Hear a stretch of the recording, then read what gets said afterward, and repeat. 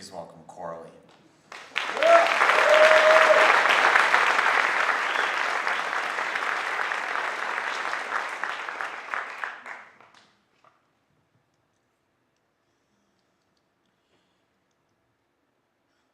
What if we could open our heart, like Hanuman over here, to reveal the stories, the memories, the images that we have buried deep inside?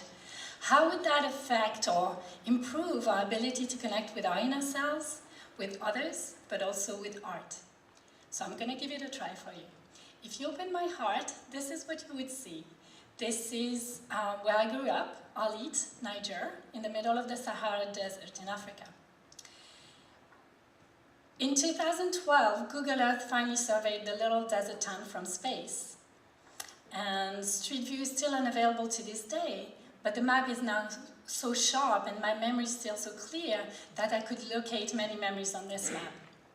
As an art curator, growing up in Niger has shaped my memories and my awareness of colors through many visual epiphanies. First, orange. You cannot live surrounded by all that sand without experiencing one of these majestic sandstorms. To the left, you can see what they look like to anyone from outside, but on the right, you can see what they look like from within, a deep bright orange that engulfs everything. Green. One day, I found a tiny patch of tender grass. It had grown outside the tall fence of a private garden. It was completely useless to all, but absolutely precious to me, and I would visit that place as a sacred space. In the desert, green means life. Red. The billowing red curtains that filled my parents' bedroom with red one afternoon during nap time, while my mother wept after a fight with my father. This is the skirt she wore that day. Blue.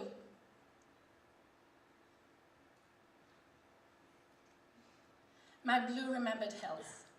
On the dawn of our departure from Africa, I sat behind the driver who took us to the airport, and this is what I saw. I marveled, how could my beloved desert, usually so golden and so warm, suddenly be so blue? In Africa, my parents had a print of Renoir's Moulin de la Galette on their bedroom wall, and several pieces of African art adorned our home. This was my first understanding of what art was or is. When we moved to France, my mom bought several art books, and in one of them, this is what I saw.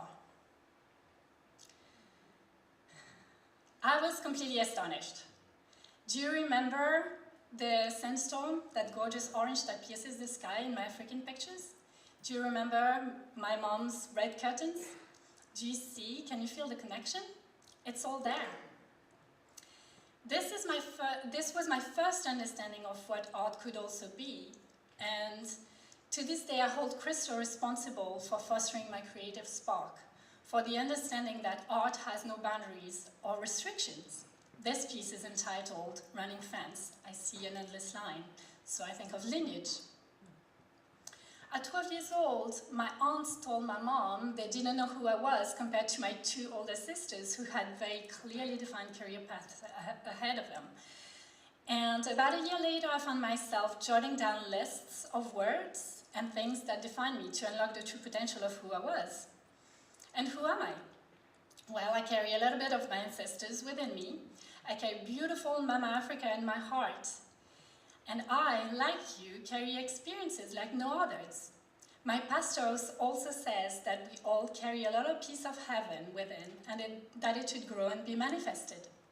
So what do we do with those connections? How do we express them? Much of Louise Bourgeois' work embodies her devotion to her mother. In this spellbinding book, Ode to Oblivion, she pieces together memories using 60-year-old fabrics that she obtained from her parents' weaving factory. In 2007, the museum where I worked in the UK showcased the first ever exhibition on fashion designer Matthew Williamson, and he spoke of his devotion to his mother and his constant pursuit to find the right patterns and fabrics that would echo his mother's 1970s dresses. And then there's Vanessa German, who digs so deep it hurts reading her words and looking at her art. She's a multidisciplinary artist that collects found objects to create thought-provoking sculptures. She's located in Homewood, Pittsburgh, one of America's most violent neighborhoods. She used to create art on her front porch, and neighborhood kids would walk past after school and stare. Little by little, they would draw in closer until one day she actually invited them to participate. That's how the art house concept was born. It now provides a safe creative haven for these kids to experience the true power of their creative minds. This piece is entitled A Skirt to Grieve In. Do you see a connection to a mother's skirt? Do you see connections to African art and also to political climate in America?